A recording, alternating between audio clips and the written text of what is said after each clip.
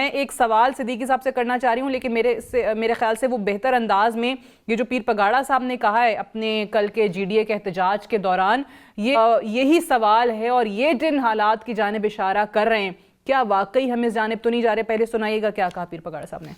2.5-3 महीने पहले ही इलेक्शन का रिजल्ट बिक चुका था और पेमेंट भी हो गई थी। जो ऊपर खिचड़ी बन गई है, 8-10 महीने से ज़्यादा ये हुकूमतें चलना ही नहीं है। सबको आजमा लिया, अब आजमाने के लिए बचा क्या है? हो सकता है इमरजेंसी डिक्लेयर हो जाए या मार्शल लॉ लग जाए। यही जज उसको प्रोटेक्शन देंगे, यही जज जो इधर बैठे हुए हैं। जनाबे वाला सिद्दीकी साहब ये बताइए, इमरजेंसी या मार्शल लॉ, वो कहते हैं 8-10 महीने से हुकूमत चल नहीं सकेगी। पीर पगाड़ा साहब बड़े काबिल एहतराम हैं, लेकिन ये भी जो है ना बस एक बेसर की उड़ाई भी है। मतलब मुझे हैरत होती है कि इतने बड़े बड़े जिम्मेदार लोग बैठे हुए किस तरह की गैर जिम्मेदाराना बात कर देते हैं।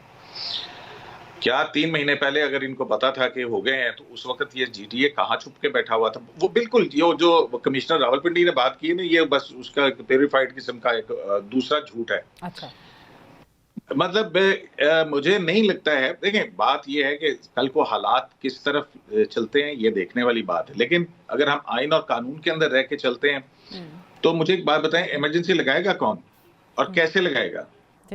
ठीक है। दूसरी तरफ जो है वो हमारी जो सुप्रीम कोर्ट है, आला अदलिया, वो एक बिल्कुल मुख्तलिफ अदलिया है। ये वो जस्टिस मुनीर वाली अदलिया नहीं है कि जो किसी गैर आईनी इक़दाम को तहफ़्फ़ुज़ देने के लिए जो है वो तश्तरी में रख के और अपना सब कुछ जो है ना वो पेश कर देगी। बहुत मुख्तलिफ हालात हैं, जबकि ऐसी सूरत में कि अभी हाल ही में देखा आपने कि सुप्रीम कोर्ट ऑफ पाकिस्तान ने जो 3 नवंबर 2007 की इमरजेंसी प्लस और मार्शल लॉ के जो था उसका ट्रायल हुआ और उस ट्रायल के बाद जो है वो उसकी सजा बरकरार रखी गई है। तो कैसे ये मुझे नहीं समझ आती है। बहुत जिम्मेदार सियासतदान है, उनकी अपनी कोई इंफॉर्मेशन होगी, क्योंकि वो मुझसे ज्यादा और आप ये सब समझते हैं कि ये कहां से लिंक्ड है, कहां से ताल्लुक होता है। पगाड़ा साहब की पेशगोइयां जो है वो कहां से और किसके कहने के ऊपर चलती हैं, मुझे तो ऐसे हालात नजर नहीं आते। हाँ, अलबत्ता अब सवाल ये पैदा होता है कि 14 दिन के अंदर इलेक्शन कमीशन ने नोटिफाई करना है रिटर्न कैंडिडेट्स को।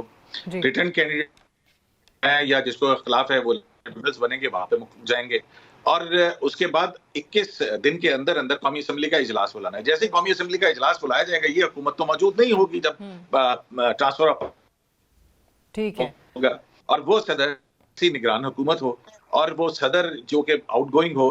क्या ये अब इमरजेंसी कैसे लगती है? सही। वो जो आपने प्रोसीजर बताया that will be obviously by the end of this month, Feb के एंड में ही आ जाएगा। अब यही चीज़ नसरुल्लाह मलिक साहब, आपने सिद्दीकी साहब का भी इस पे तबसरा सुना, आपको भी लग रहा है कि इस महीने के आखिर तक जो है वो गवर्नमेंट फॉर्मेशन की तरफ चीज़ें चली जाएंगी, PMLN ही गवर्नमेंट फॉर्म करेगी, शहबाज शरीफ साहब वज़ीर आज़म होंगे, या कुछ और भी हो सकता है इस दौरान? देखिए, मुझे लगता है बाजार इस वक्त हालात ऐसे हैं कि हुकूमत बनने जा रही है, पाकिस्तान पीपल्स पार्टी शहबाज शरीफ साहब की हुकूमत को सपोर्ट करेगी, और ये जो अभी से कहा जा रहा है कि हुकूमत 10 महीने चलेगी या हुकूमत जो है आपस में कोई लड़ाई हो जाएगी, मुझे नहीं लगता कि पीपल्स पार्टी और PMLN की हुकूमत साजी के बाद कोई लड़ाई होगी। अच्छा। फिर PTI से वाबस्ता जो लोग हैं, आपको चंद माह तक नजर आ जाएगा कि बहुत से लोग PTI के जीते हुए आजाद उम्मीदवार वो अपने आप को एक आजाद ग्रुप के अंदर डिक्लेयर कर देंगे। मसला ये है कि हम इस अफरा तफरी से निकलना क्यों नहीं चाहते?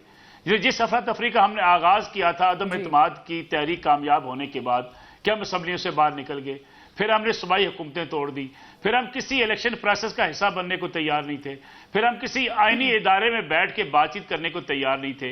ये अफरा तफरी पैदा करने का नुकसान किसे हुआ है? आम आदमी को।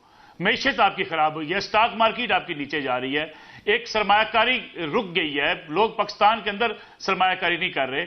इन बड़े सियासतदानों को इसका क्या नुकसान पहुंचा है, जो बिलियंस में, जिनके अरबों के असासे हैं, जिनके लिए कोई मसाइल नहीं है, लेकिन वो ये अफरा तफरी पैदा करके अपनी सियासी जो है जिंदगी को बेहतर करना चाहते हैं। लेकिन सियासी जिंदगी बेहतर बनाने की बुनियाद पर आप पाकिस्तान को नुकसान पहुंचा रहे हैं, इसका एहसास होना चाहिए। हुकूमत बन जाती है, PTI अपोजिशन में बैठ के अपना किरदार अदा करे, KPK के अंदर उनकी हुकूमत है, अपनी हुकूमत साजी करके वो अपना किरदार अदा करें। लेकिन जिस तरीके से नफरतों के बीज बोए जा रहे हैं, मैं समझता हूं ये मुल्क के पार्लिमानी निजाम के लिए, जमहूरियत के लिए सही। खतरात जरूर मुआशरे के लिए हैं। भी पीर जिस पगाड़ा हद तक साहब divide पैदा PMLN के साथ थे, जी पगाड़ा साहब PMLN के साथ थे। पगाड़ा साहब जो है वो पीपल्स पार्टी के खिलाफ GDA जो है वो MKM से बातचीत कर रहा था, लेकिन कल के एहतजाज में वो कहते हैं इमरान खान साहब जो है वो बड़े अच्छे आदमी हैं। भाई अगर इमरान खान साहब अच्छे आदमी थे तो आप PTI के साथ इत्तेहाद करते, GDA उनके साथ इत्तेहाद में जाता और वो पीपल्स पार्टी के खिलाफ इलेक्शन लड़ता। बट मसला इस मुल्क का यही है। एक खातून है, मैं नाम हमारा नहीं लेता। हमेशा हमारा मसला तो यही है ना कि जहाँ पे हमारे मुफादात अलाइन हो रहे हों हम वहीं का रुख लेते हैं ना। हम उसी को अच्छा बना देंगे उसी बुनियाद पे और किसी को बुरा बना देंगे क्योंकि इस वक्त हमारा जो अलाइनमेंट है मुफादात का वो किसी और स्पेसिफिक जमात के साथ है।